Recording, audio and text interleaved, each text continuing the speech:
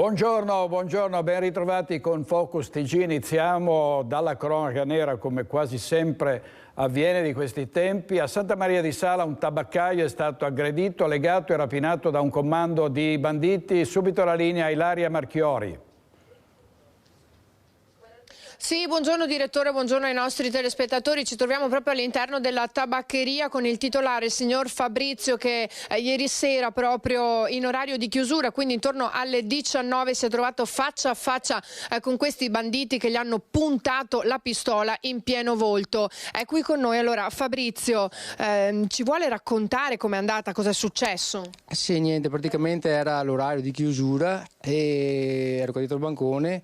E a un certo punto vedo entrare due individui con passamontagna, con guanti, il primo con una pistola in mano, e mi è venuto vicino e mi ha intimato ad andare nel retrobottega, che è il magazzino, e praticamente mi ha fatto entrare di là. Mi ha messo le fascette ai polsi e puntandomi la pistola sulla testa e dicendomi se avevo anche la collana, che mi ha guardato se avevo una collana qua. Di solito ce l'ho, da una settimana circa che non la metto più. Poi mi ha chiesto se avevo il portafoglio, ti ho detto no, il portafoglio non lo porto mai in negozio, e gli faccio ma non ti basta quello che state prendendo di là? E niente, così, ho aspettato, mi è stato là fermo là così, probabilmente aveva paura magari che reagissi e a un certo punto ho sentito che andiamo via. Ecco, lei era qui da solo, ovviamente sappiamo che insomma gestisce l'attività con la moglie, ma in quel momento si trovava qui da solo. Loro hanno comunque portato via solamente l'incasso, niente altro. Sì, hanno portato via l'incasso e non hanno toccato altro, cercavano solo soldi praticamente, cercavano altro. Tra l'altro ricordiamo che poco dopo, siccome appunto è stato lanciato subito l'allarme, perché il tutto è durato pochi minuti in realtà, per lei saranno sembrati eterni, ma... Sì, 2 o 3 minuti, non di più. Sì, un paio di minuti. E poco dopo sono stati arrestati. In auto c'erano i 2 uomini che hanno rapinato il signor Fabrizio e anche una donna. Sono stati poi arrestati dai carabinieri, tanto che il bottino verrà restituito al signor Fabrizio e alla moglie probabilmente nei prossimi giorni da parte dei carabinieri. Si tratta di un bottino di 1.700 euro che comunque siete riusciti a recuperare. Però questa non è la prima volta che voi subite una rapina. No, a mano armata è la prima volta. Però quando abbiamo aperto circa 6 anni fa, in 15 giorni ci sono entrati 2 volte. La prima volta hanno fatto parecchio perché sono entrati, hanno buttato giù la porta, hanno portato via tutte le sigarette che avevamo, hanno portato via articoli a regalo, anche pippe che costavano soldi, hanno portato via i trucchi, hanno portato un po' di tutto. E il bottino era circa sui 20.000 euro, 18-20.000 euro, là era stato più... però con la pistola solo questa volta, sì. Fabrizio, questo vi fa anche perdere la voglia di mandare avanti un'attività e avete anche paura? Oddio, sinceramente ieri più che paura tanta rabbia perché sì, mi hanno puntato la pistola addosso, probabilmente non mi sono neanche reso proprio conto cosa sta succedendo al 100%, però quello sì, tanta rabbia sì, perché ormai si vede quanta gente c'è in giro, si vede cosa c'è, lo vediamo tutti, dopo la sera... Sinceramente se ci fossero magari, non dico mica che stiano qua davanti al negozio mio o di un altro, però qualche controllo in più, magari qualche lampeggiante che gira per le strade, quello là ci dovrebbe essere. Anche perché vi faccio vedere, qui nel negozio ci sono più telecamere, come ci fa vedere adesso Sandro Ponchio con l'aiuto della nostra telecamera, quindi in più punti, dunque la sicurezza, qui, i controlli comunque qui all'interno del punto non mancano e tra l'altro pensate ci sarebbe anche un fumogeno qui, se riusciamo a farvelo vedere. Purtroppo, per sfortuna chiamiamola così, voi stavate aspettando una ricarica. Era già da un po' che avevamo chiesto all'elettricista per fare il ricambio perché non ce n'era più dentro, che probabilmente se avevamo quello magari, visto che dove era nella posizione mia del bancone si poteva attivare quell'allarme là, magari in un attimo qua dentro non si vedeva niente, è stato tanto bianco, magari fuggivano perché scattava tutto il sistema di allarme e via dicendo, collegamento con la vigilanza e tutto quanto. Comunque diciamo che i carabinieri comunque sono bravi, perché come io sono uscito, mi sono tolto le fascette, ho chiamato mia moglie, ho detto tu chiami i carabinieri, che intanto provo a guardare le immagini sul PC delle telecamere per vedere se si vede la macchina, si vede giusto per guadagnare un po' di tempo. e niente, sono arrivati quasi subito. I carabinieri veramente sono stati molto bravi, infatti dopo li hanno presi poco dopo. Infatti ricordiamo che qui da Caselle di Santa Maria di Sala poi i ladri sono fuggiti verso Padova e sembra siano andati poi verso Vittorio Veneto. Infatti il bottino è nelle mani dei carabinieri di Vittorio Veneto. Io ringrazio il signor Fabrizio e restituisco la linea allo studio qui da Caselle di Santa Maria di Sala. Grazie molte, grazie Ilaria Marchiori, inviata a Santa Maria di Sala. Non passa giorno senza che si registrino fatti di cronaca di questo genere, rapine, aggressioni. L'altro giorno a Treviso, in pieno centro, vicino allo stadio, rapinato un tentativo di rapina a un internet point con fuga di un uomo armato di coltello, poi arrestato dalla polizia e via dicendo. Anche Vicenza non si sottrae ai crimini e a vari reati contro il patrimonio e contro le persone. Il sindaco Rucco ha chiesto maggiori poteri per i primi cittadini per garantire più sicurezza. Sentiamo cosa dicono i cittadini intervistati da Daniele Garbin. Che dobbiamo avere la possibilità, anche sindaci, di avere i poteri necessari per poter intervenire sul controllo del territorio. Francesco Rucco dunque chiede più potere per i sindaci impegnati in prima linea nella lotta al degrado. In più occasioni il primo cittadino aveva dichiarato di avere le armi spuntate dal punto di vista legislativo per garantire più sicurezza. I cittadini cosa ne pensano? A livello locale certamente hanno già delle mansioni di questo tipo, potrebbero rafforzare un più i servizi di polizia, di segnalazione, avere qualche competenza un po' più specifica per riannodare il rapporto anche di fiducia con i cittadini. Penso che senz'altro, senza per questo eccedere diciamo in esagerazioni. Mi sembra che sia il momento giusto di dare più potere ai sindaci, anche perché tutti si lamentano con i sindaci che non intervengono, ma effettivamente non hanno il potere per farlo. Hanno ragione, altrimenti hanno le mani legate e non possono procedere in base alla situazione del posto dove vivono. Io sono dell'opinione che il sindaco non debba avere poteri speciali o straordinari. Ci vuole una cooperazione con la questura, con gli enti preposti appunto alla sicurezza pubblica e senza che ci siano chissà quali prerogative destinate all'autorità comunale e amministrativa. Secondo me le istituzioni locali sanno meglio i problemi che ci sono nel territorio. Se il sindaco di un paese piccolo conosce il territorio, potrebbe avere più potere. Penso potrebbe essere un'idea buona, perché hanno sotto controllo la zona, vivono nel territorio e potrebbe essere una buona idea. Penso che sia giusto, i sindaci conoscono molto meglio il territorio, molto più approfonditamente e di conseguenza possono prendere provvedimenti molto più mirati e più specifici. Soprattutto bisogna essere più duri. E vediamo un titolo del Mattino di Padova, una svolta nell'inchiesta dell'omicidio Vanotti, è stata riaperta l'inchiesta, indagato Pandolfo, l'ex braccio destro di Felice Maniero. Nuove indagini sulla rapina, ricorderete, all'oreficeria di Piazza delle Erbe che costò la vita al titolare e sotto inchiesta l'ex duro della Mala del Brenta.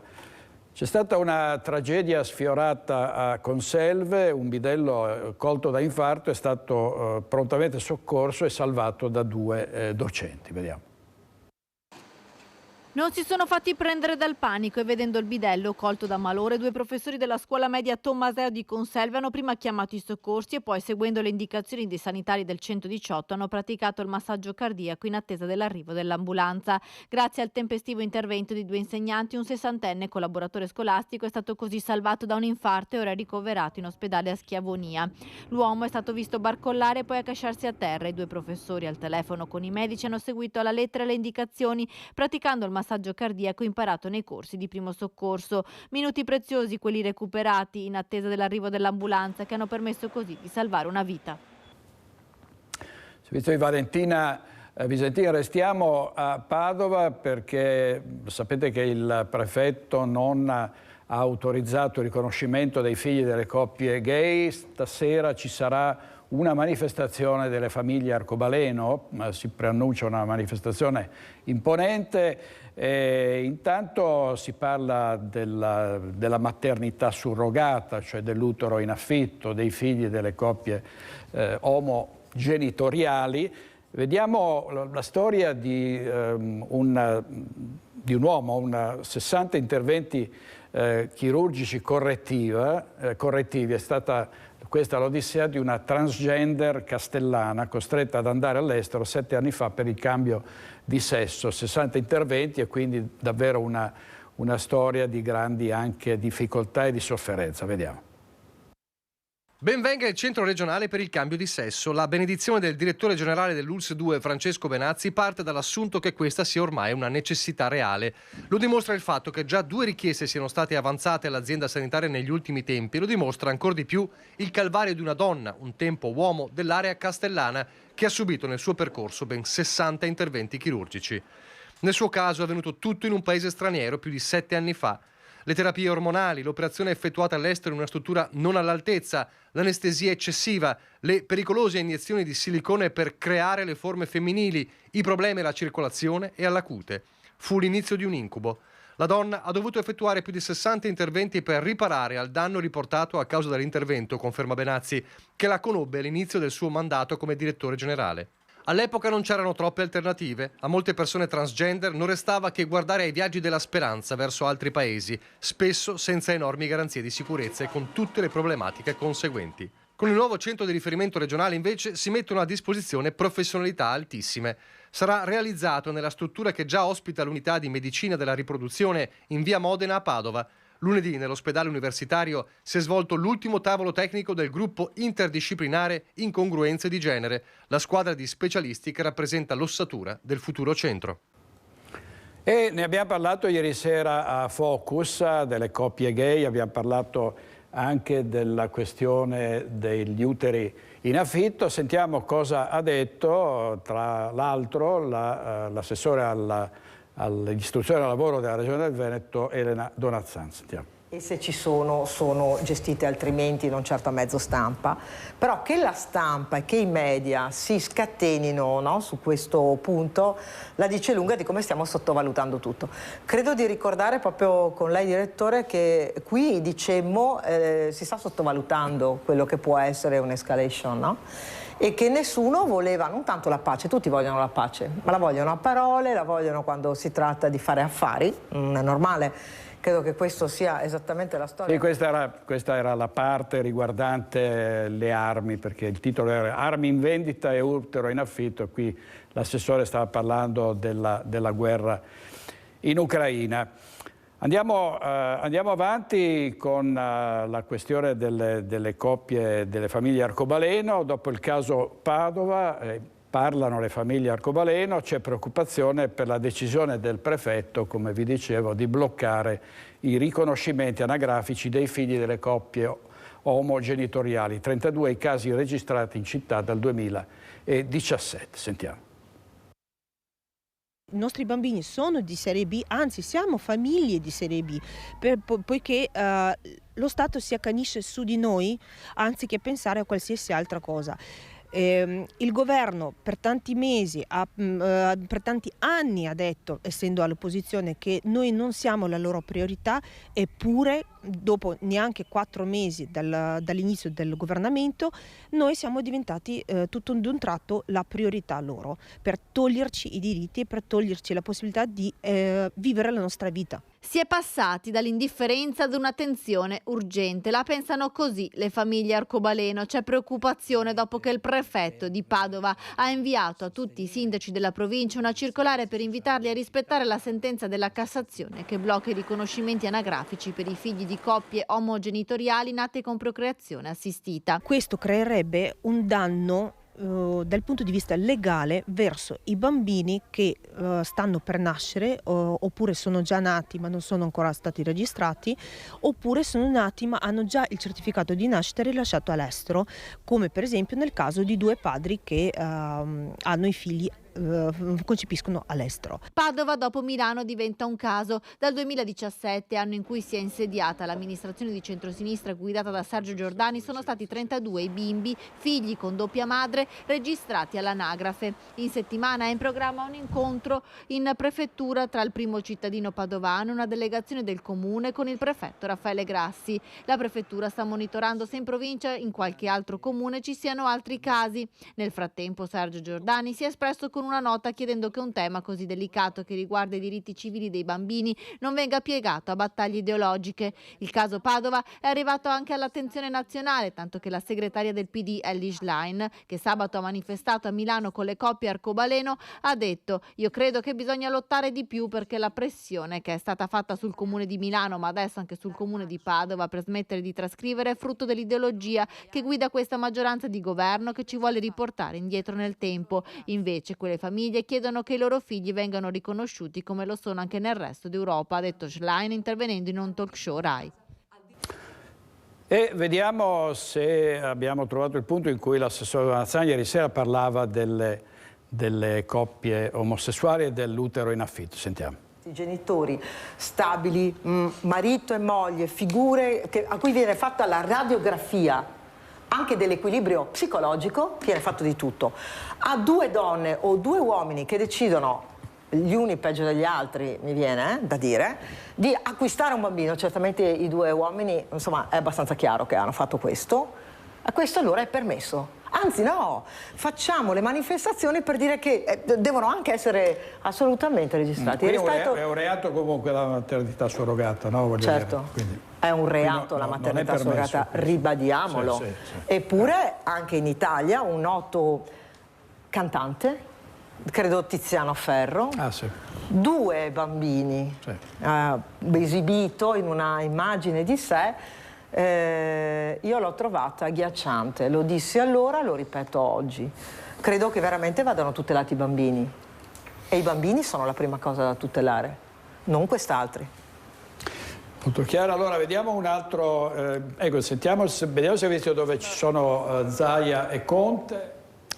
Questo era l'assessore Donazzani. Mi dovete spostare i monitor perché io di solito, vabbè, non importa, cose nostre, cose tecniche. Andiamo in diretta a Padova perché c'è Francesco Rattai che ha sentito le famiglie arcobaleno. Ci sarà una grande manifestazione stasera nel centro della città. A te la linea, Francesco. Buongiorno, siamo in diretta dal centro di Padova davanti al Palazzo del Comune, Palazzo Moroni, dove oggi pomeriggio si terrà un sit-in organizzato dai radicali per chiedere che le registrazioni dei figli di coppie omogenitoriali continui anche nel comune di Padova. Siamo con Alberto Broggiato che dei Radicali di Padova è il presidente. Perché questo sit-in, perché questa manifestazione Buongiorno oggi? a tutti. Siamo qui per chiedere al governo di continuare a riconoscere ai sindaci, di continuare a riconoscere i figli delle coppie omogenitoriali e per normare una situazione che oggi continua a essere senza tutele. Anche a fronte della sentenza numero 32 del 2021 della Corte Costituzionale in cui definisce non più tollerabili il vuoto normativo. Per questo questa sera alle 18 davanti a Palazzo Moroni manifesteremo il nostro sostegno anche a Sergio Giordani nel continuare a riconoscere i figli di coppie omogenitoriali. Quindi una manifestazione appunto per rivendicare questo diritto. Secondo voi appunto c'è questo vuoto normativo che va colmato in qualche modo? Sì, oggi purtroppo questo governo continua a non riconoscere la gestazione per altri anche per quanto riguarda le famiglie fatte all'estero e vorrebbe anzi rendere illegale e quindi punibile penalmente i genitori appunto di famiglie che hanno figli all'estero. Noi chiediamo ovviamente che questa cosa non venga fatta perché va contro anche la tutela dei figli in primo luogo che secondo quanto previsto anche dai giudici per il bene superiore e anche a fronte di studi ampiamente dimostrati i figli sono in condizioni migliori in funzione non tanto del fatto che abbiano una madre o un padre ma quanto più perché hanno amore e affetto da parte dei loro genitori. Quindi chiediamo appunto che questa situazione venga normata con una legge che in modo chiaro definisca quali sono le modalità di riconoscimento e riconoscendo in toto i certificati che vengono emessi dai paesi esteri. Oggi pomeriggio con chi sarete in piazza? Saremo in piazza con il PSI, saremo in piazza anche con l'associazione Luca Coscioni e anche con Più Europa Veneto e a sostegno del sindaco Sergio Giordani. Bene, questo è il punto di vista appunto dei radicali che si troveranno, lo ripetiamo, oggi per un sit-in. Da Padova è tutto, restituisco la linea. Grazie molte a Francesco Rattà. I cittadini manifestano anche a Mestre contro il progetto del comune per rivitalizzare il cosiddetto villaggio San Marco, non vogliono un grattacielo di 60 metri e non vogliono un polmone verde. Vediamo. Perché ho preso casa proprio per questo, perché c'era un'area verde bellissima davanti, oltre a altre proposte, ho scelto proprio di vivere qua. E niente, vorrà dire che quando aprirò le mie finestre, anziché vedere il verde e a sentire gli uccellini, vedrò lo scarico delle macchine e sentirò magari i camion che passeranno davanti a casa mia. Dobbiamo lottare, come in altre occasioni, peraltro in questi 47 anni, per tutelare questa zona, che è stata scelta da me 47 anni fa per crescere i miei figli e da tante altre famiglie che in questi anni hanno scelto di vivere qua proprio per questo motivo, perché qua è vivibile, perché c'è il verde, c'è la vivibilità anche umana, ci si incontra con le persone, si vive una realtà che adesso non si vive più. E i residenti di Villaggio San Marco non lo accettano. Per questo stanno facendo il possibile per impedire che in una delle poche aree verdi di Mestre rimaste si costruisca l'ennesimo centro commerciale con una torre altissima che andrà in alcuni casi a togliere anche la luce. Un condominio ha fatto presente che avrà una riduzione di luce durante l'arco dell'anno causa l'altezza del grattacielo. L'hanno ridotta e hanno dato la sensazione che questa riduzione porta dei benefici, riducendo da 80 a una cinquantina di giorni l'esposizione del cono d'ombra.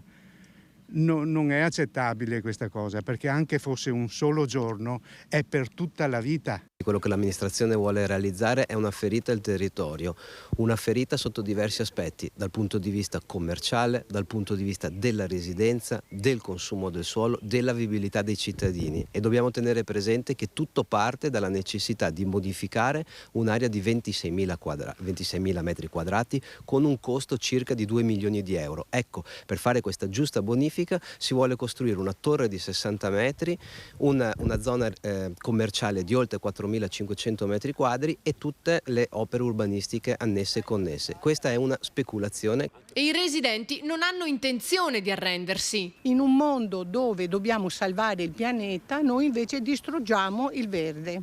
Non c'è acqua e quindi non so dove vogliono portarci. Sarebbe meglio che buttassero una bomba e fine, fanno quello che vogliono, perché noi non ci arrendiamo. Chiedo scusa, temo di aver detto non vogliono il polmone verde. No, lo vogliono, come no, lo difendono, quell'area che, come avete sentito, sarebbe ovviamente compromessa. Allora andiamo a Spresiano. A Spresiano c'è Christian Arboit in diretta con il sindaco Marco Della Pietra, perché è sfumato il progetto in vista delle Olimpiadi invernali della pista di pattinaggio nel velodromo di Spresiano in costruzione. A te la linea, Cristian. Esattamente così, direttore, buongiorno da Spresiano, anche da parte di Simone Merlo che sta curando la parte tecnica. Sono qui con il sindaco Marco Della Pietra, insomma a poche ore dalla decisione della cabina di regia che ieri si è riunita a Palazzo Chigi con tutti i ministri interessati e di fatto ha ridotto la rosa delle ipotesi per il pattinaggio a due opzioni: Fiera Rho Milano e l'Oval di Torino, già utilizzato per i Giochi Olimpici del 2006. Quindi il velodromo, l'ipotesi velodromo di Spresiano resta fuori anche dalla cosiddetta fast track, che è la gara quella più breve da 111 metri se non sbaglio.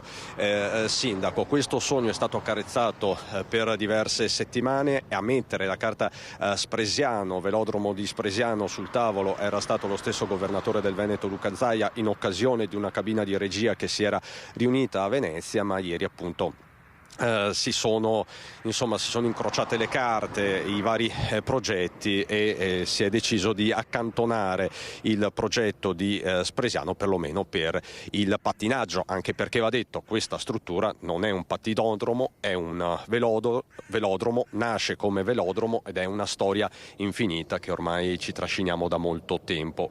Comincio con il chiederle, è deluso sindaco e quanto? Ma no, non sono deluso, alla fine anche questa volta abbiamo dimostrato come veneti di essere sul pezzo, di arrivare con le carte, ma poi dopo di fronte alle norme tecniche c'è ben poco da fare e credo che sia già stato un bel segnale quello di averci provato.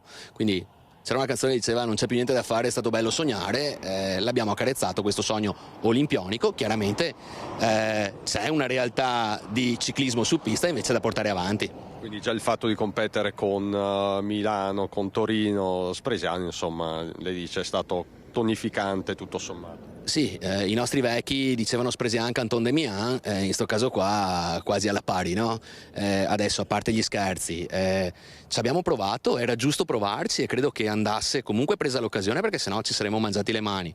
È chiaro che a fronte di una pista da 400 metri, se non hai la fattibilità tecnica, non si può fare, quindi non è una delusione. Si fosse potuta fare saremmo qua a parlare di tutt'altra storia. Ecco, diciamo che ci sono anche dei motivi proprio tecnici, logistici, lì c'è la costruzione così diciamo originaria del velodromo, questa è la superstrada pedemontana veneta e a 50 metri in linea d'aria in quella direzione ci sono gli stabilimenti di Contarina, quindi ci sono dei limiti oggettivi, l'autostrada ovviamente, scusate. E sindaco della Pietra, qui vediamo questa tabella, no? Che annunciava l'inizio lavori di questo velodromo il 16/07 del 2018. Poche settimane dopo, neanche mesi, la ditta è fallita. Vi siete ritrovati in mano una struttura da portare avanti e che voi volete portare avanti. Sì, assolutamente sì, poi fa ancora più male leggere durata lavori 18 mesi, se proprio devo dirla tutta, al di là del fatto di quello che è accaduto poi nei mesi a seguire, perché se avessimo inaugurato il velodromo in tempo di Covid probabilmente staremmo qui a parlare di altri problemi, questo è giusto dirlo, al netto che sì, queste sono coincidenze, no? Sì, noi adesso abbiamo un progetto che non è assolutamente quello, è stato prodotto già da un paio di mesi da Sport e Salute su indicazione della Federazione Ciclistica e anche del Comune di Spresiano. Il nuovo progetto rimodulato parla di una cifra attorno ai 35 milioni per portarlo a termine, 20 milioni ci sono e sono quelli avanzati dal precedente contributo della Presidenza del Consiglio, poi abbiamo 5 milioni di euro che mette il Comune di Spresiano a fronte anche della cessione dell'area e mancano all'appello 10 milioni di euro che già ci eravamo mossi per trovare e adesso continueremo nell'operazione. Ecco, ci siamo fermati perché fosse intervenuto un commissario straordinario e anche una possibilità di giochi olimpici, chiaramente cambiavano gli equilibri. Diciamo che i giochi olimpici, il fatto di ospitare delle gare di pattinaggio vi avrebbe permesso di accelerare i lavori di quest'opera sostanzialmente e di trovare anche le risorse necessarie. Ma questi 10 milioni di euro, 15 che mancano all'appello, da dove arriveranno secondo lei alla fine? Dal governo, dalla regione? Allora, sono 10, non sono 15 perché, ripeto, il Comune di Spresiano farà la sua parte. Tra l'altro adesso abbiamo fatto un nuovo incontro appunto pochi mesi fa con il Ministero e rivedremo anche il nuovo progetto per vedere se si riescono a contenere ancora i costi e poi dopo andremo a chiedere agli enti sovraordinati e poi eventualmente si proverà anche con i privati. Cioè le strade sono diverse, è chiaro che quella dei Giochi Olimpici, al netto poi del prestigio che porta un'Olimpiade, che insomma, non dimentichiamo neanche quello, però avrebbe sicuramente accelerato i tempi e avrebbe anche permesso di trovare le risorse in maniera più rapida. Data, fine, lavori, chiusura, che cosa possiamo aggiungere a penna o a matita? Col sangue forse, no, io mi auguro che nel 2026 venga portato a termine, anche perché poi dopo si rischia davvero di protrarre troppo sta cosa e rischiamo di perderla. C'è da dire che anche se non sembra e anche se non è un'opera comunale, e qui noi ci siamo spesi molto affinché rimanga qui e venga fatta qui. E devo ringraziare anche il segretario generale della Federazione Ciclistica, perché Marcello Tolu, perché anche lui ci ha creduto molto, quindi noi siamo convinti che la porteremo a casa. Diciamo che la Federazione Italiana non ha mai fatto mancare il suo sostegno in qualche modo a quest'opera, perlomeno in questa fase recente. Ultimissima nota, direttore, politica, quindi ieri il coordinatore regionale di Fratelli d'Italia Luca De Carlo ha dato una delega nuova al sindaco della Pietra. Di fatto da oggi è responsabile delle autonomie locali per Fratelli d'Italia in Veneto. Questo significa che dovrà coordinare tutti i primi cittadini, gli amministratori di Fratelli d'Italia, questo? Sì, non nego che sono particolarmente emozionato e ancora forse non mi rendo conto della portata di questa nomina. È chiaro che stiamo già facendo un buon lavoro e adesso si mira a radicarci ancora più sul territorio e a fare squadra, quindi io ci sono convinto che anche i miei colleghi amministratori sono pronti a questa sfida, per cui pancia a terra e via andare. Lei è stato tra i primi sindaci di Fratelli d'Italia, adesso in questi mesi se ne stanno aggiungendo altri amministratori e quant'altro. I rapporti con la Lega, perché in vista delle comunali 2023 in tanti comuni state andando separati di fatto. Ma io credo che nelle realtà più piccole faccia parte anche un po' del fisiologico, ecco, delle realtà più piccole. Io mi auguro che nel prosieguo si vada verso un'unione dappertutto. È chiaro che però non è che cambino i rapporti se si va divisi in qualche comune. Buon lavoro quindi a Marco Della Pietra, sindaco di Spresiano, con Simone Merlo, direttore da Via Vittorio Veneto qui a Spresiano. Ti restituisco la linea. Grazie a Cristian Arboi. C'è stato poco fa l'intervento di Giorgia Meloni alla Camera in vista della riunione del Consiglio europeo di domani e di dopodomani, poi ha parlato il ministro del Sud Fitto. Adesso sentiamo brevemente cosa sta succedendo. C'è il presidente. Chi non vuole seguire può uscire, però cerchiamo di riportare un po' di silenzio in aula. Colleghi, prego onorevole, mi scusi. Grazie Presidente. Signor Primo Ministro, non mi interessa se poi votano. Lei sa benissimo che quello che arriva nel Paese e arriva anche alle orecchie dei leader europei è una maggioranza che sull'Ucraina non c'è. C'è il suo partito, non ci sono i suoi alleati. Al di là di quello che voteranno oggi, quello che trasmettono è una sfiducia sulla sua politica, sulla Ucraina, su cui noi siamo con lei molto più della sua maggioranza. Vede, lei ha voluto parlare del MES. Signor Primo Ministro Meloni, lei oggi ha dato una notizia a quest'Aula e fuori da quest'Aula. Lei ha detto che non vuole ratificare la riforma del MES perché pensa, a differenza di tutti gli altri colleghi dell'area euro, chiedo al collega Donzelli per cortesia di non disturbare. Lei ha dato una notizia, ha spiegato a noi e a tutti i suoi colleghi europei che lei non vuole ratificare il MES, che contiene la possibilità di rafforzare lo strumento di salvataggio delle banche, e lo sta dicendo in queste ore, che tanto ci penserà la BCE. È un'affermazione, me lo consenta, gravissima, che risponde a una minoranza dei siti, dei... Allora, questo era l'onorevole Benedetto Della Vedova, che è il leader di Più Europa, il leader in realtà è Emma Bonino, Più Europa, gruppo misto, e prima parlava del fatto che sull'Ucraina ci sono vedute diverse tra i ministri di Fratelli d'Italia e i ministri della Lega, che erano per l'appunto assenti oggi durante questo intervento a Montecitorio. Ieri era qui a Venezia il ministro dell'istruzione Giuseppe Valditara e si è parlato a cabalbi col presidente Zaia di bullismo, di bulli. Vediamo cosa hanno suggerito di fare. La Commissione europea già nel 2021 aveva sollevato la gravità di questo fenomeno e ha invitato gli Stati a contrastarlo duramente. Il bullismo tra giovani e persino nei confronti degli insegnanti è diventato uno dei problemi più gravi da affrontare nelle nostre scuole.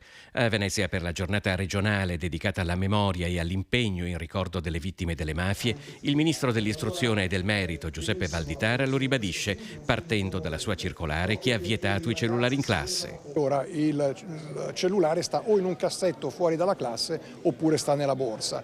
Poi l'altra cosa importante è aver dato a tutti i docenti e a tutto il personale della scuola la tutela legale dell'avvocatura, perché francamente sono rimasto colpito, no? Al caso di Rovigo, questa povera insegnante che è stata presa a pallini e in più si deve pagare le spese legali. Oltre ad un appello alle famiglie, che è il primo luogo in cui inizia l'educazione dei ragazzi, tra Valditara e Zaia c'è convergenza sul fatto che per reprimere il fenomeno a volte 1, 2, 7 giorni di sospensione di un bullo possono non servire a niente. Prendere i ragazzi colpevoli di aver commesso atti di bullismo e con il contrappasso dantesco mandarli nelle case di riposo a fare attività, diciamo, socialmente utili. Abbiamo 30.000 ricoverati nelle nostre case di riposo, nei centri per disabili, nei luoghi di accoglienza delle donne che hanno subito violenza e quant'altro, per far capire a questi ragazzi che cos'è la sofferenza e che cos'è anche la mancanza di libertà. La giornata del ricordo delle vittime di mafia è stata commemorata con la proiezione all'Istituto Algarotti di Venezia di uno degli 8 docufilm coordinati dalla giornalista Emilia Brandi su chi ha subito e combattuto la violenza delle mafie,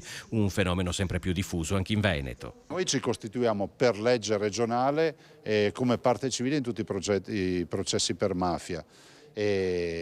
Mafia, camorra, insomma le grandi infiltrazioni malavitose.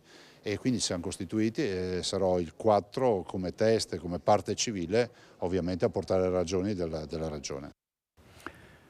Torniamo nel Bassanese, qui siamo credo in Val Brenta perché si sta avanzando nella procedura che riguarda il Bomba Day in Val Brenta. Vediamo di cosa si tratta. Bomba Day, inizia la fase 1. Convocata dalla Prefettura per venerdì 24 marzo una prima riunione tecnica per pianificare l'intervento. Una task force che si riunirà a Vicenza, nella sede dell'amministrazione provinciale, per definire quello che sarà il secondo Bomba Day per Cismon del Grappa nel giro di pochi mesi. Un intervento di bonifica che, mappatura alla mano, sembra ancora più complesso del precedente. Dopo un primo sopralluogo dei militari, del Genio Guastatori di Legnago, infatti, sono 226 i metri quantificati di sgombero totale da via Roma, punto esatto del ritrovamento dell'ordigno inesploso.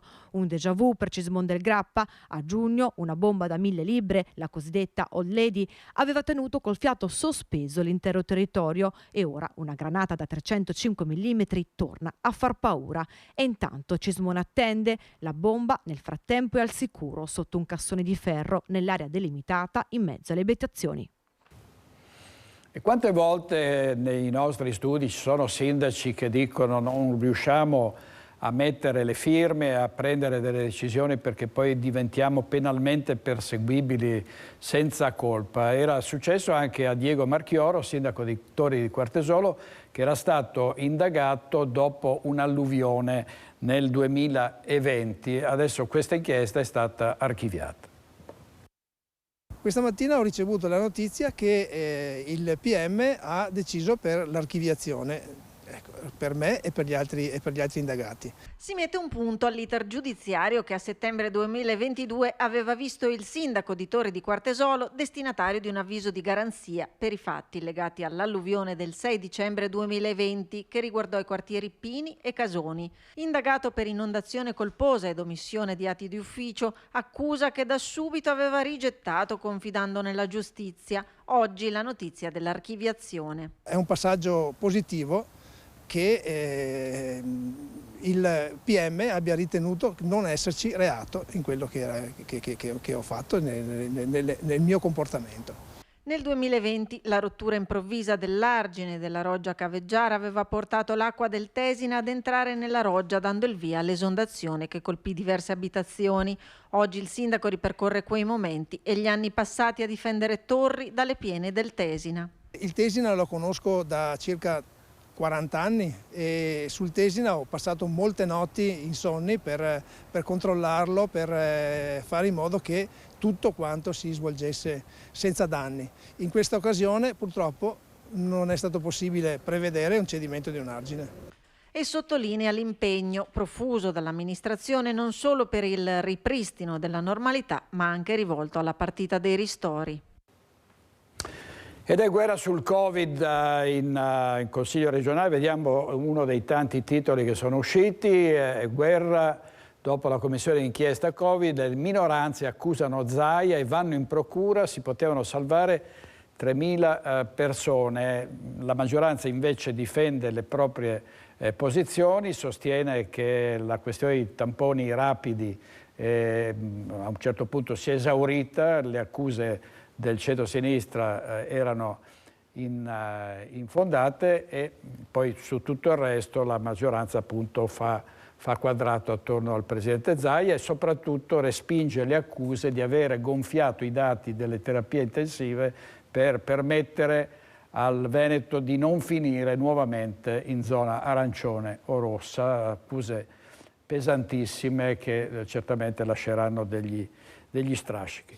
Andiamo ancora a Bassano del Grappa, c'è uno stallo fra amministrazione Pavan e l'ISAC che ha un consiglio di amministrazione che non ha nessuna intenzione di dare le dimissioni e queste indiscrezioni ce le dà il sindaco di Bassano, Elena Pavan. Sentiamo.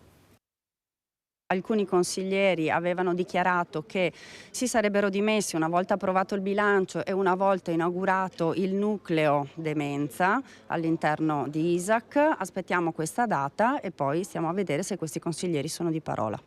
A 3 settimane esatte dal Consiglio Comunale che ha votato la sfiducia del Consiglio di amministrazione dell'ISAC di Bassano, queste parole che il sindaco Elena Pavan ha rilasciato qualche giorno fa danno la stura a nuovi interrogativi su quanto sta accadendo. Già, perché la dichiarazione del primo cittadino è smentita categoricamente dal presidente del CDA Clemente Peserico, il quale ribadisce come non ci siano accordi di questo genere in vigore fra ISAC e amministrazione. Anzi, i vertici delle case di riposo bassanesi confermano che non faranno nessun passo indietro e faranno dei passi avanti con l'avvio del percorso della nuova ala di Palazzo Sturm. Pure il piano di depubblicizzazione o privatizzazione, fate voi, proseguirà senza sosta. A cosa ha assistito quindi la città nelle ultime settimane? A cosa sono servite manifestazioni di protesta dei sindacati, riunioni in prefettura, consigli comunali, conferenze stampa, dichiarazioni e ultimatum?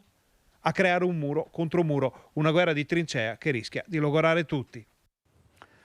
Servizio di Ferdinando Garavello, responsabile della redazione di Bassano del Grappa. Abbiamo parlato di casi di cura anche per le violenze che sono state fatte ai pazienti, no? San Donà di Piave, davvero una storia raccapricciante, anziani picchiati, insultati e quant'altro, addirittura violentati. Questo è un versante. Poi c'è quello delle violenze al personale sanitario da parte dei parenti dei malati. Anche questo succede negli ospedali, aggressioni a medici, infermieri e in quest'ore di Vicenza Paolo Sartori ha deciso di dare un giro di vite e dovrebbe essere in compagnia di Luisa Bertini in diretta da Vicenza. A te la linea, Luisa. Sì, buongiorno a voi, buongiorno ai nostri telespettatori. Siamo in compagnia del questore di Vicenza Paolo Sartori e del direttore generale ULSS Otto Bonavina. Perché? Perché oggi è stata presentata un'iniziativa per la sicurezza dei medici ma anche dei cittadini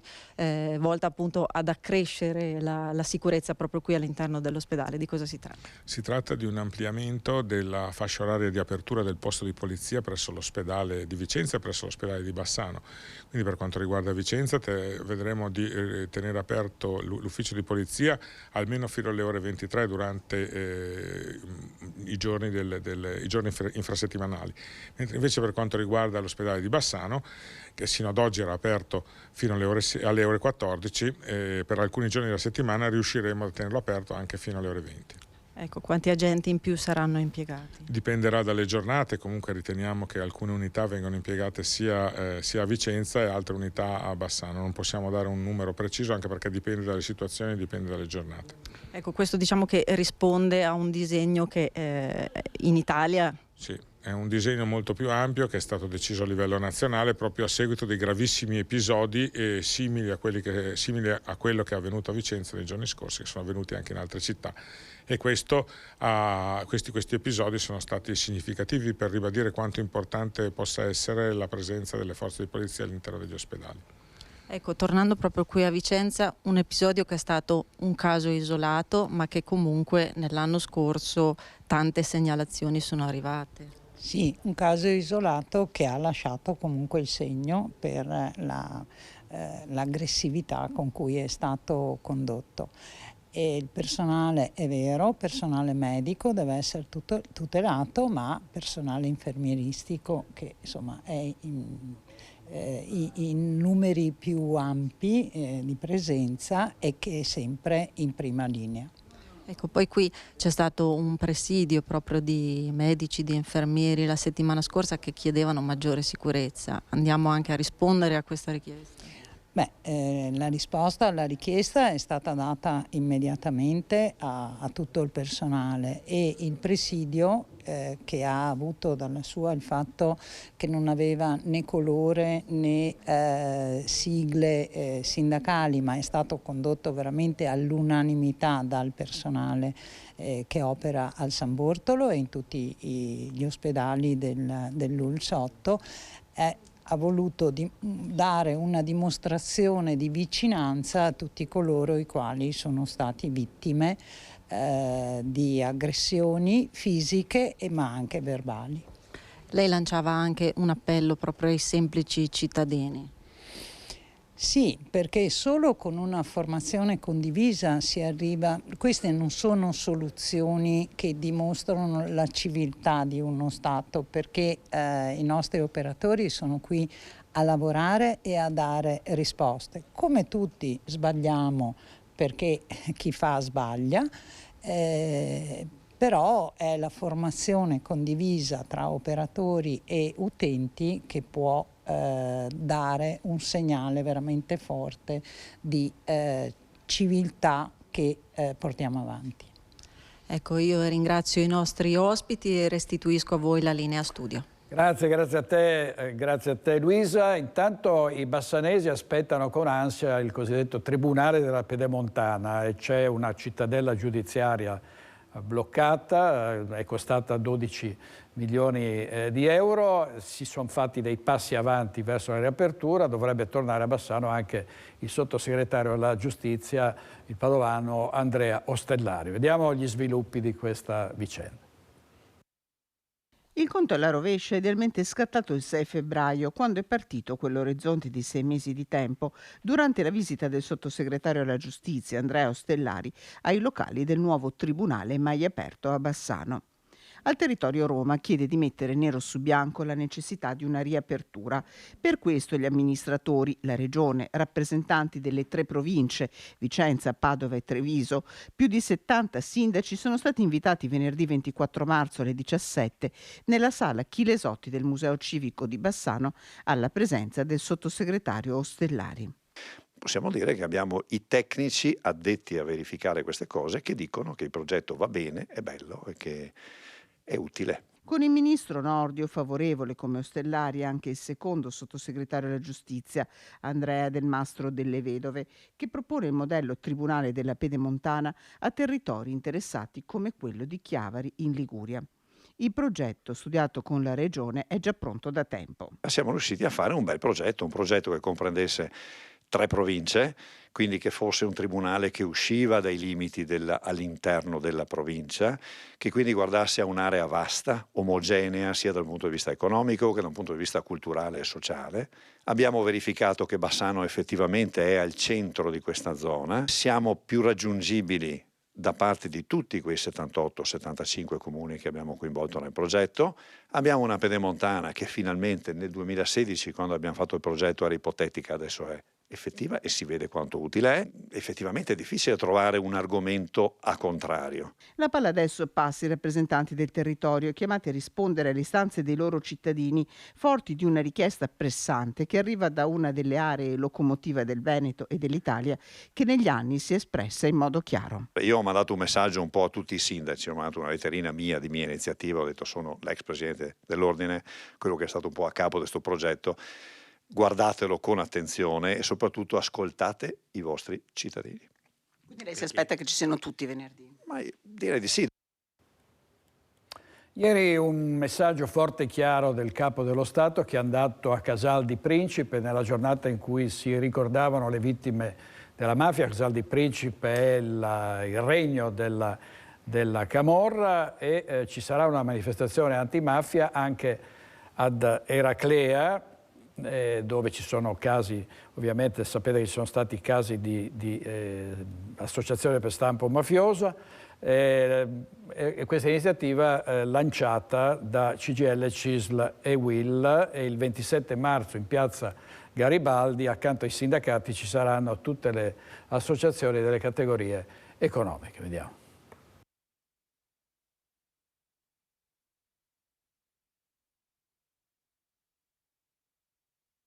Noi vogliamo un'iniziativa larga, trasversale, che ribadisca l'esigenza di uno sviluppo fondato sulla legalità, il rispetto delle leggi e il rispetto della trasparenza, perché altrimenti c'è uno sviluppo fondato sulle dinamiche ricattatorie, sul contrasto alle aziende oneste, sulla presa del nostro territorio. Si profila un fronte ampio e rappresentativo al presidio congiunto contro tutte le mafie lanciato da CGIL, CISL e UIL Venezia in piazza Garibaldi ad Eraclea.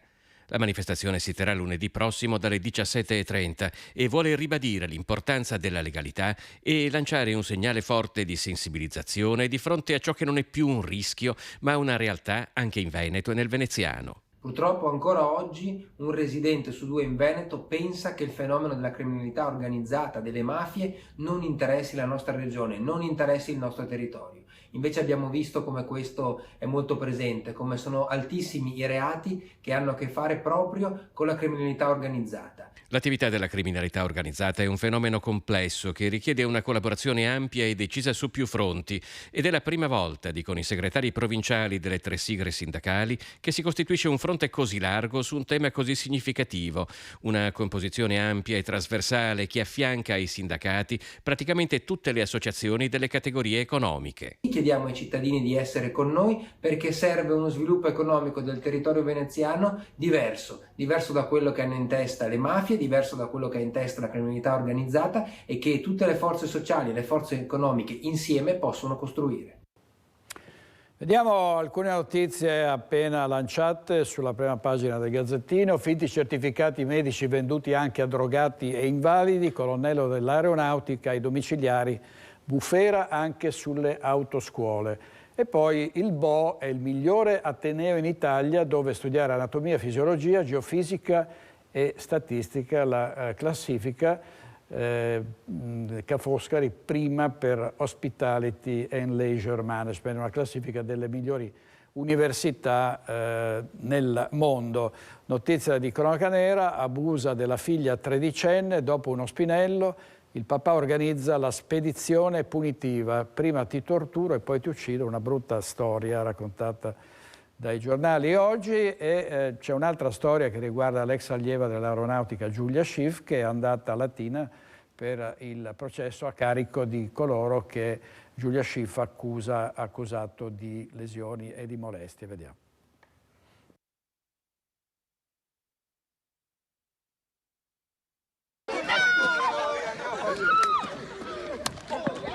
Giulia Schiff, l'ex allieva, 24enne ufficiale dell'aeronautica militare, è rientrata dall'Ucraina per partecipare all'udienza nel tribunale di Latina, dove è stata costretta a rivivere quello che ha denunciato nel 2018, un episodio di nonnismo durante il battesimo del volo, per cui è stata successivamente espulsa e per cui 8 sergenti sono sotto accusa. Un momento traumatico per lei. Per me è stato un momento molto intenso, in quei momenti il tempo si era dilatato e sembrava non dovesse finire più. Non solo anche il rivedere il video, anche tutto quello che sono state poi tutte le domande, i tentativi mettermi sotto torchio, totalmente andati male, della controparte, dell'Avvocatura dello Stato, possiamo dire anche insomma il pubblico ministero. No, io penso che l'udienza sia andata bene. Per fortuna non dovrò rivedere più quel video. Io ho finito. Giulia ha voltato pagina. All'inizio della guerra infatti è volata in Ucraina per dare supporto alle truppe di Kiev, un'esperienza che l'ha fatta crescere. Per questo sabato Amira ha organizzato una manifestazione a partire dalle 15. Perché non venga scordato il fatto che molto vicino all'Italia in questo momento c'è una guerra terribile, sanguinosa, in cui moltissime persone innocenti, civili muoiono. E questi giorni è stato dichiarato dalla Corte internazionale Putin criminale di guerra anche per aver deportato bambini dai territori ucraini in Russia. Ma Giulia in Ucraina ha trovato anche l'amore, Victor, con cui si è già unita civilmente ma che risposerà a maggio qui in Italia, un altro dei motivi per cui è rientrata. Insieme hanno fondato un'organizzazione benefica. Non vedo l'ora di essere qua con Victor e finalmente avere una piccola grande gioia in questa vita un po' piena di ostacoli che ho avuto fino ad adesso.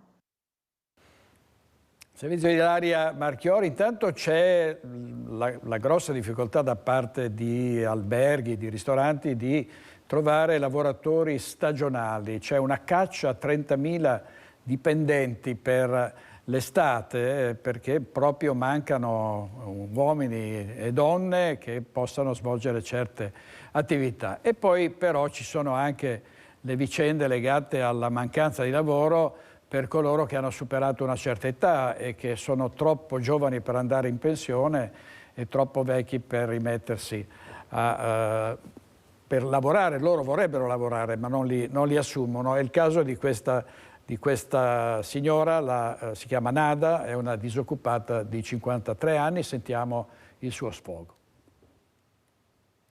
Ho cercato tante volte di lavorare in regola, però ahimè purtroppo non è mai successo. Tante volte Nada ha inviato il suo curriculum, ma non ha mai ricevuto risposta. Il lavoro tuttavia lo ha sempre trovato, ma chi glielo ha offerto non è mai stato in grado di regolarizzare la sua posizione. La signora chiede aiuto, ma soprattutto chiede di capire e adesso esce allo scoperto.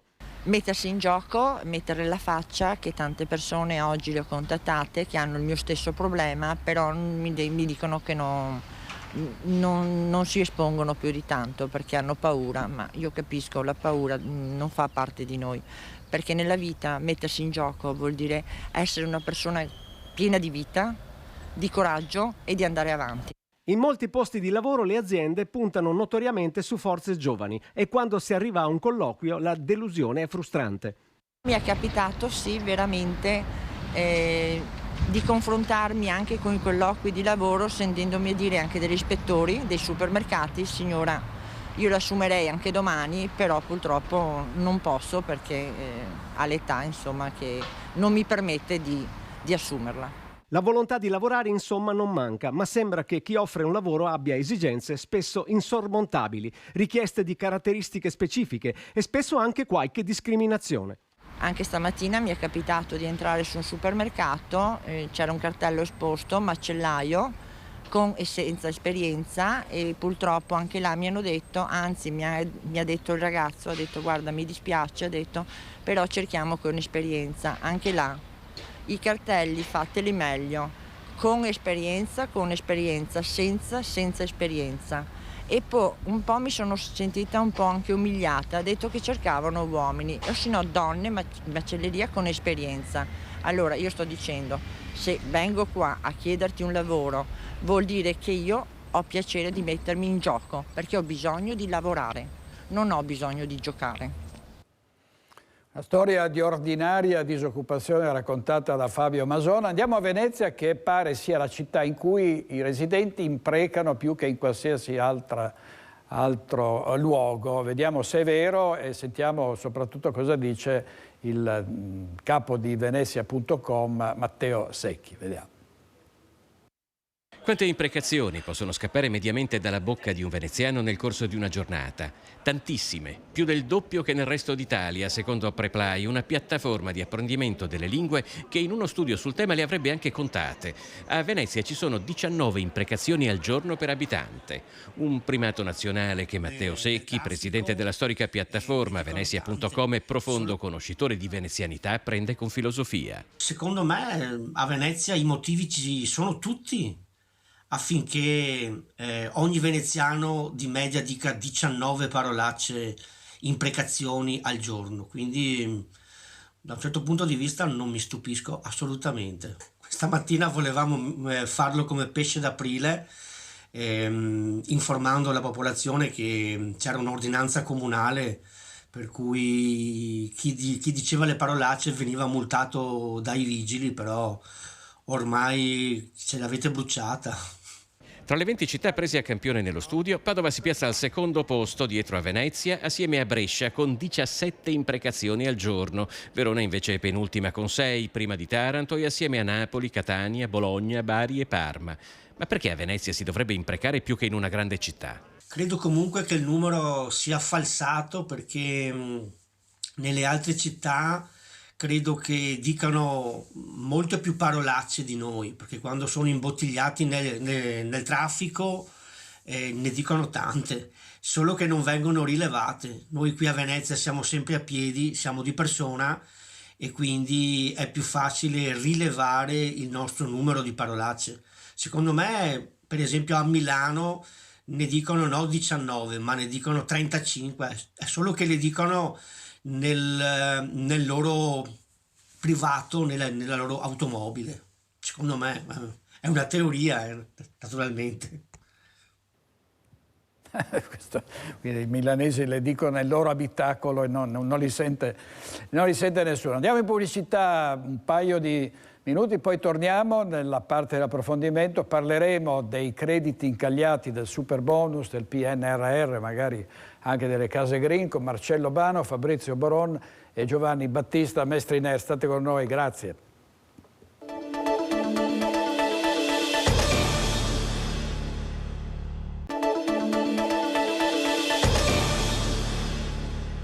Nuovo in diretta con Focus TG, saluto e ringrazio i nostri ospiti, Giovanni Battista Mestriner, ex sindaco di Scorzè, buongiorno avvocato. Buongiorno. Grazie molte. In collegamento Marcello Bano, sindaco di Noventa Padovana, vediamo se, eccolo, lo vedo, buongiorno sindaco. Grazie. E il consigliere regionale Fabrizio Boron, buongiorno Boron, grazie a tutti. Grazie, buongiorno a voi. Grazie molte. Parliamo del super bonus 110% e vediamo con Andrea Basso in regia una notizia che è appena arrivata e che alcuni giornali hanno già pubblicato online. Truffa bonus casa, doppio sequestro da oltre 3 miliardi tra Napoli, Avellino e Asti. Pratiche da clochard e deceduti. Le frodi riguardano principalmente ecobonus e bonus facciate. Non è ovviamente il primo caso, la cifra record, diciamo.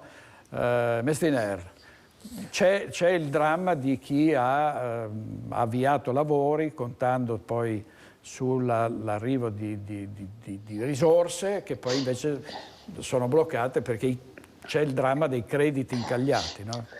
Ma questa vicenda dei bonus 110, bonus facciate e vari ed eventuali è l'esempio di un paese allo sfascio, nel senso che noi abbiamo concentrato una marea di risorse che hanno avuto un effetto inflattivo, cioè sono aumentati tutti i costi e la gente che ha fatto i lavori lo sa, sul presupposto che tanto paga tutto lo Stato.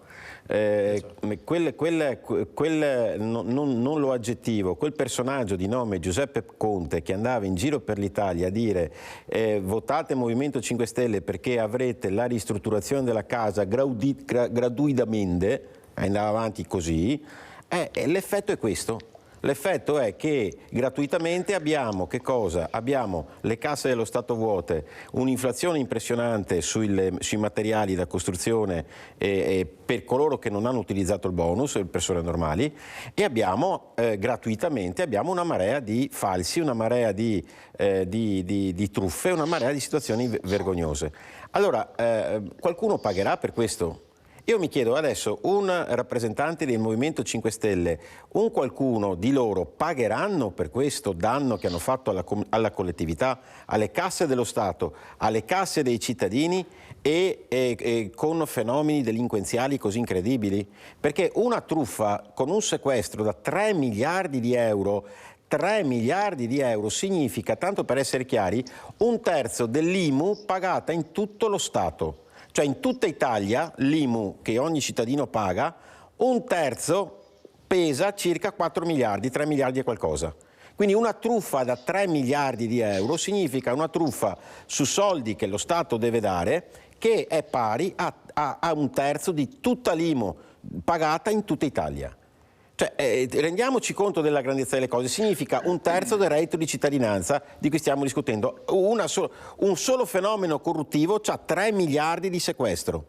Allora, qualcuno pagherà per questo? Qualcuno chiederà conto a Giuseppe Conte di sta cosa qua e del Movimento 5 Stelle di una idea vergognosa, un 110%, e di una realizzazione veramente, veramente assurda. Parentesi, anche il governo Draghi continuò, perché Draghi onestamente disse no, siamo contrari, dobbiamo cambiare, ma alla fine è cambiato poco, molto poco. Ecco, Mestiere, qualcuno l'ha chiesto a Conte, sentiamo cosa ha risposto. Tra l'altro ha detto non c'è nessun buco di bilancio, vediamo.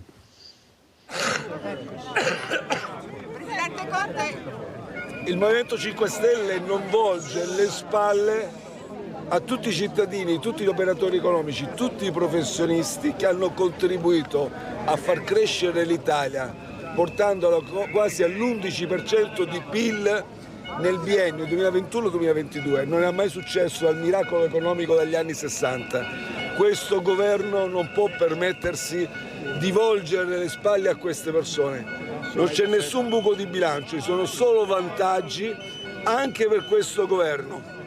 Perché adesso che è stato ripartito il deficit degli anni precedenti, si è creato uno spazio fiscale di 15 miliardi all'anno nei prossimi anni per questo governo, che non ha avuto nessun coraggio di impostare una manovra economica espansiva. Il coraggio glielo danno questi cittadini, questi operatori. Non volta le spalle a questi lavoratori, Elly Schlein e il PD non ci sono, questo è un altro motivo di divergenza dell'opposizione. Ma spero di no, al di là del fatto di chi c'è e chi non c'è, questo è un discorso che deve coinvolgere anche le forze di maggioranza. Questa è l'Italia che lavora, questa è l'Italia che produce, questa è l'Italia che ha contribuito al nostro paese a far scalare le classifiche europee. Eravamo un fanalino di coda. Se siamo stati primi nel settore delle costruzioni è per merito loro. Se abbiamo avuto delle performance per il PIL è per merito loro e di tutti noi. Quindi lavoriamo tutti insieme per continuare a garantire all'Italia una crescita economica per la prima volta nel segno dello sviluppo sostenibile.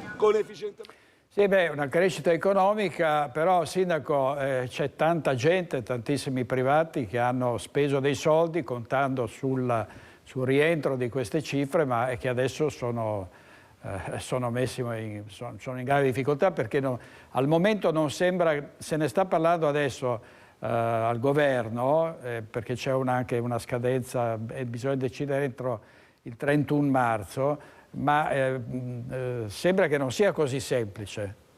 Cioè, si parla di F24, di fare degli sconti sulle imposte, sulle tasse, ma cosa ne pensi? Io penso che sia una fregatura alla quale per esempio il sottoscritto non ha mai aderito. Cioè, io mi sono sempre, partirei dall'inizio dicendo ma perché se io devo ristrutturare casa lo devono pagare i cittadini, è il motivo per cui io non ho voluto aderire, non ho fatto nulla. E tra l'altro mi sono reso conto di una cosa, che questo sistema sbagliato di questo mercato doppato stava facendo lievitare i prezzi non solo ai privati ma anche alle amministrazioni pubbliche, nel senso che noi ci siamo trovati in fase di gara con prezzi che erano aumentati dal 20 al 40% e quindi molte imprese si stavano tirando indietro preferendo pagare addirittura le penali per uscire dai contratti, cioè, quindi ha generato un problema enorme alle amministrazioni pubbliche. L'altra questione è come fai a fidarti di uno Stato che prima fa le regole e dice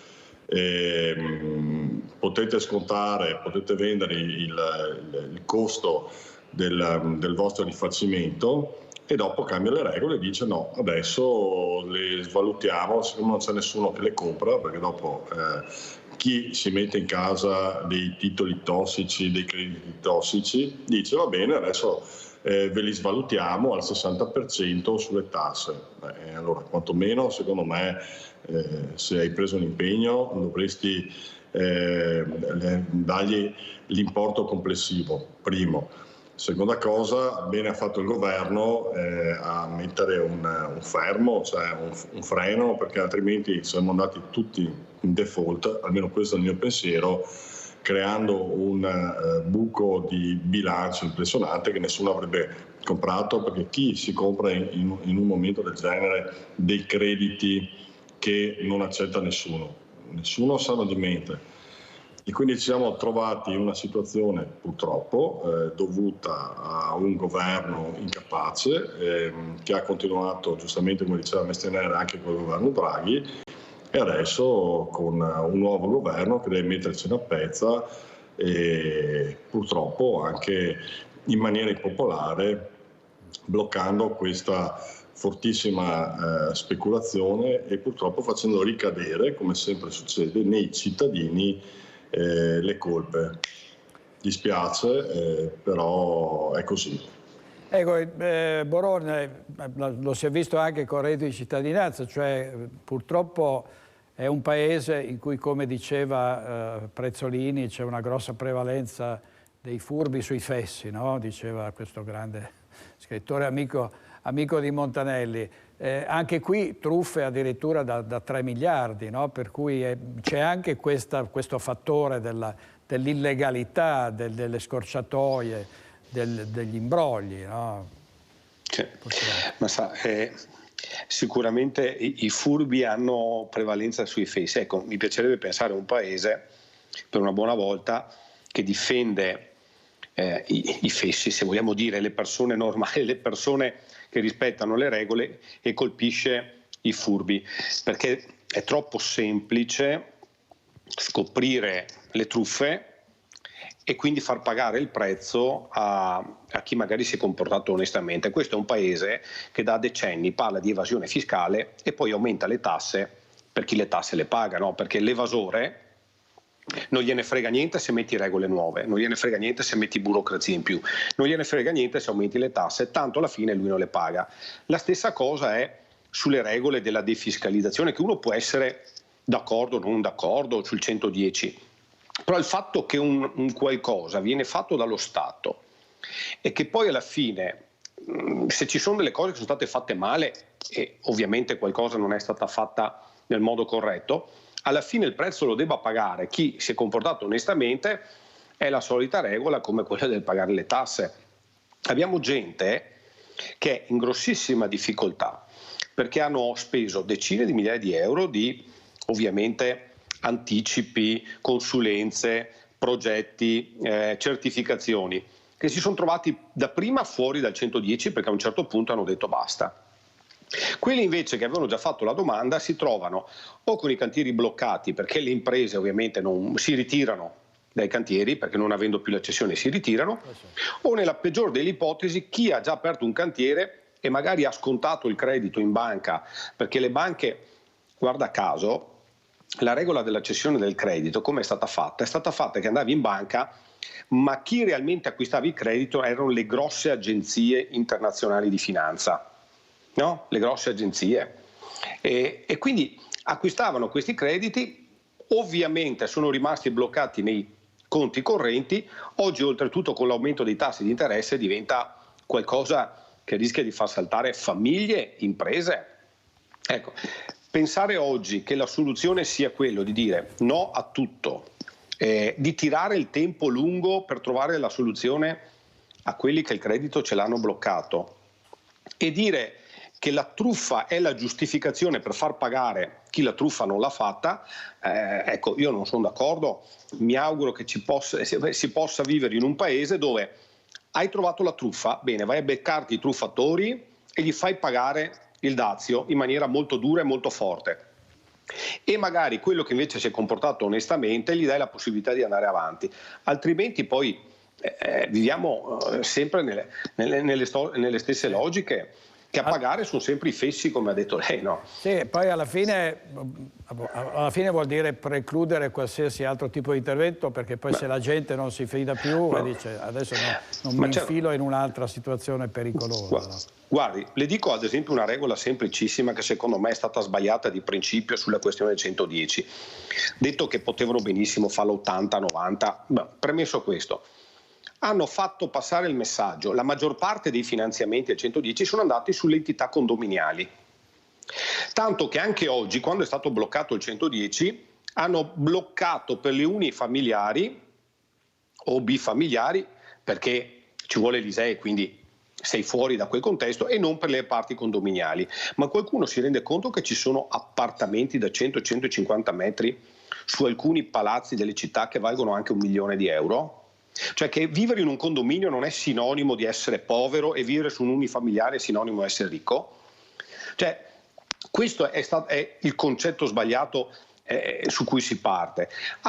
La maggior parte dei fondi per le ristrutturazioni sono finiti in aree condominiali, che ovviamente è più facile. Infatti la truffa avviene su cosa? Sulle parti estetiche, no? Sulle le facciate, dove è più facile scappar via, a differenza di quello che magari ha il sisma bonus, che è più difficile perché ci sono perizie sismiche, perché ci devono essere inizio cantieri, inizio lavori, ci devono essere ingegneri che firmano le perizie. È molto più difficile. E invece di andare in cerca dei problemi e risolverli, delle difficoltà e risolverli, e di colpire chi ovviamente viaggia nell'oscuro, ci troviamo che si blocca tutto, si manda a ramengo, mi scusi della parola, migliaia di artigiani, di imprese e di famiglie, e dopo chi si vedrà. Ecco, è una regola che è stata fatta da un governo del quale io non facevo parte, del quale io non ero d'accordo, tutto quello, ma ogni volta che c'è un governo non è possibile che faccia una regola, ne arriva un altro, la cambia e pagano i fessi, no? Sì, esatto. Oltre il danno la beffa. Abbiamo purtroppo poco tempo, volevo sentirvi anche brevemente sulle case green, quanto ha proposto l'Unione Europea riguarderebbe, mi pare di capire, 11 milioni di edifici in Italia. Si tratterebbe, per chi ha casa di proprietà, di grossi esborsi. Il governo si oppone, l'Europa dice ma allora voi parlate così a vanvera di risparmio energetico, poi quando proponiamo di far diventare meno così impattanti gli sprechi degli alloggi, vi rifiutate. Mestriner. L'esempio della stupidità del governo attualmente europeo. Com'è possibile pensare che si prendano milioni di abitazioni nel nostro paese e si obblighi, magari anche con qualche piccolo finanziamento pubblico, no? Un altro bonus, un'altra... si deve obbligare a interventi massicci persone che abitano su case che per definizione sono case non particolarmente prestanti. Allora, ci sono sicuramente persone che possono, e famiglie che possono permettersi il costo economico, ma per definizione su una casa povera molte volte ci abitano persone che non hanno la possibilità economica di fare questi investimenti. Obbligare le persone a fare questo è follia. È follia. Non può nemmeno essere pagata dallo Stato, perché avremo il fenomeno 110% portato all'eccesso. Cioè, attenzione a queste visioni ideologiche, da sinistra ideologica, che purtroppo oggi governa l'Europa, che deve imporre delle soluzioni che poi alla fine l'ambiente magari neanche lo tutelano più di tanto, perché se noi guardiamo le cose concrete, oggi l'Europa pesa nell'inquinamento mondiale in maniera molto più bassa di tantissime altre entità che se ne fregano non delle case green, se ne fregano di qualsiasi tipo di politica energetica diversa dal fossile, e cioè abbiamo Cina e India per primi, e sono miliardi di persone. Allora, Di fronte a questo credo che ci sia la necessità di un po' di ragionevolezza. Capisco che uno dica si deve andare verso quell'obiettivo, le case nuove dovranno avere queste situazioni. Attenzione anche sulle case nuove però, perché è sempre il solito tema. O noi diamo la possibilità ad un povero di costruirsi la casa o di farsela, oppure dobbiamo dire che il povero non deve abitare da nessuna parte e gli diamo la casa dello Stato, che è peggio ancora.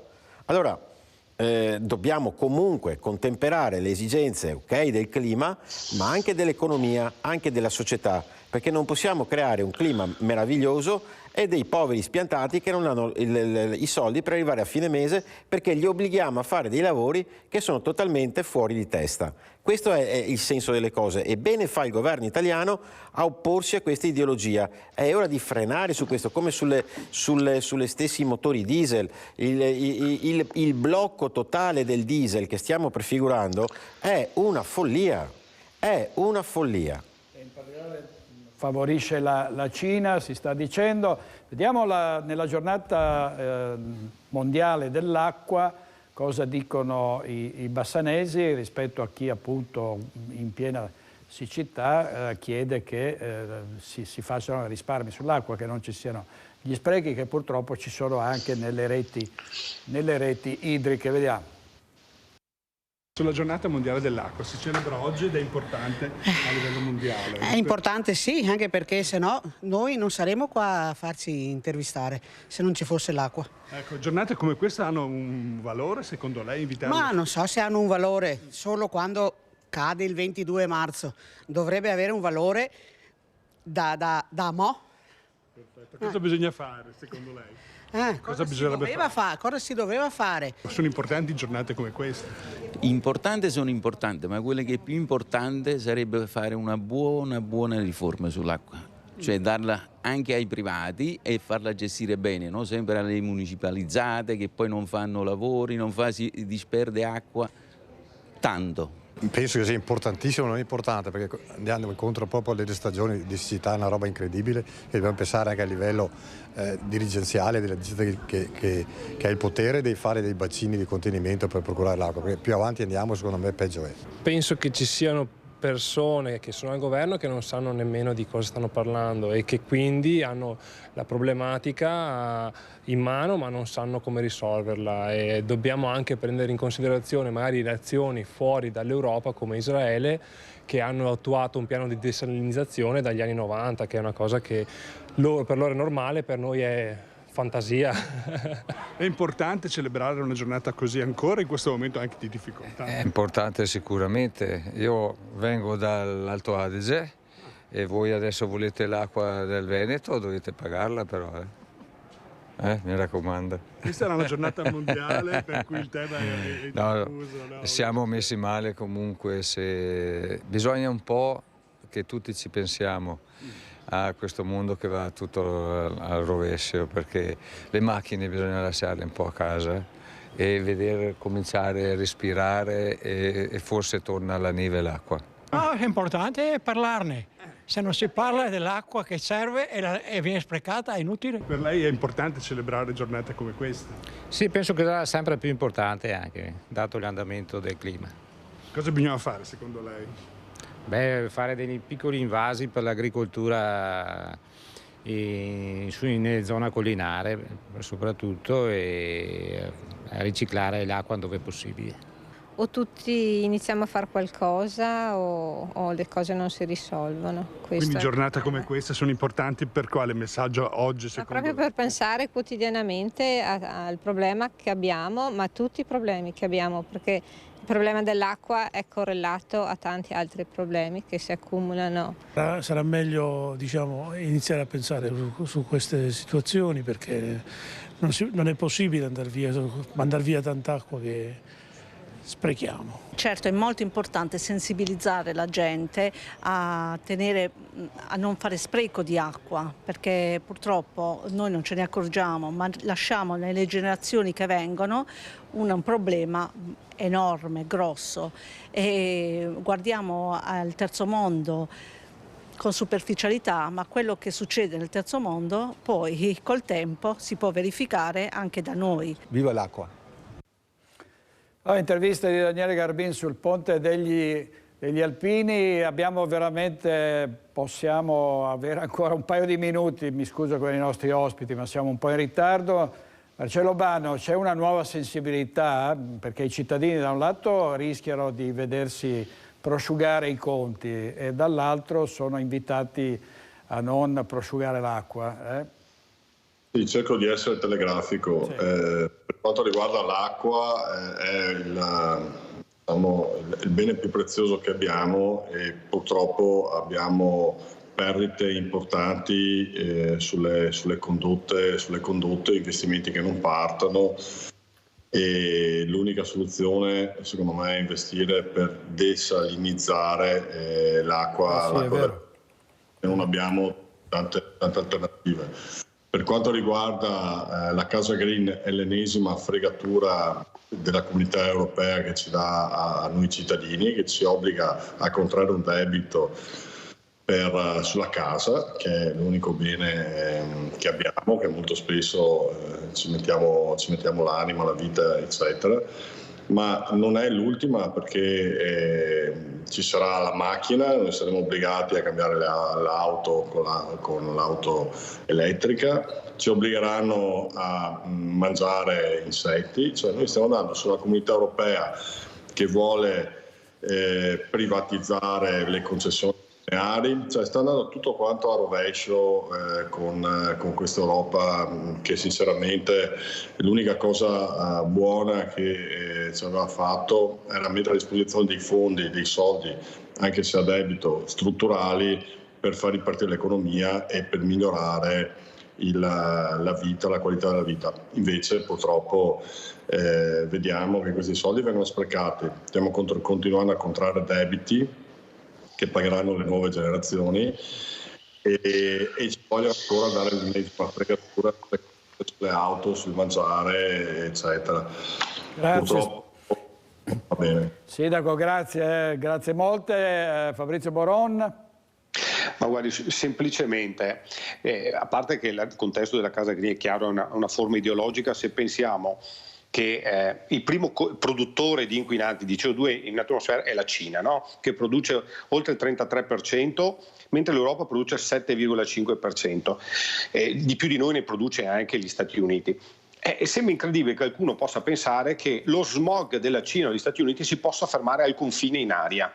Cioè, ha presente, quando arriverà dall'Atlantico o arriverà dalla parte opposta asiatica lo smog, ci sarà una barriera verticale che va su fino allo spazio e che fermerà lo smog che entra in Europa.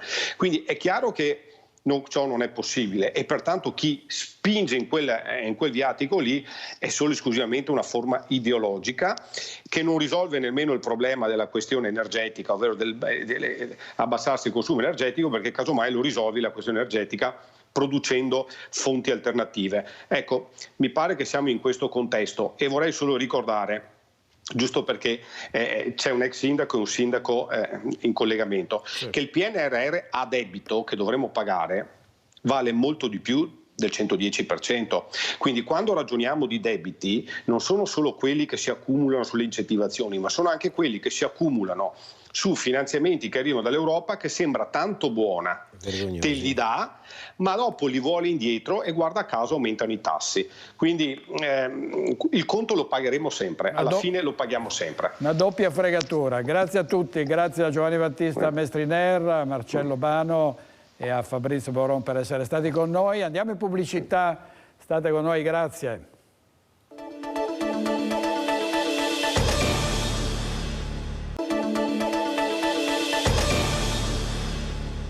In regia Andrea Basso con Alberto Pivetta, grazie molte per essere stati con noi, ci rivediamo domani mattina a mezzogiorno. Buona giornata.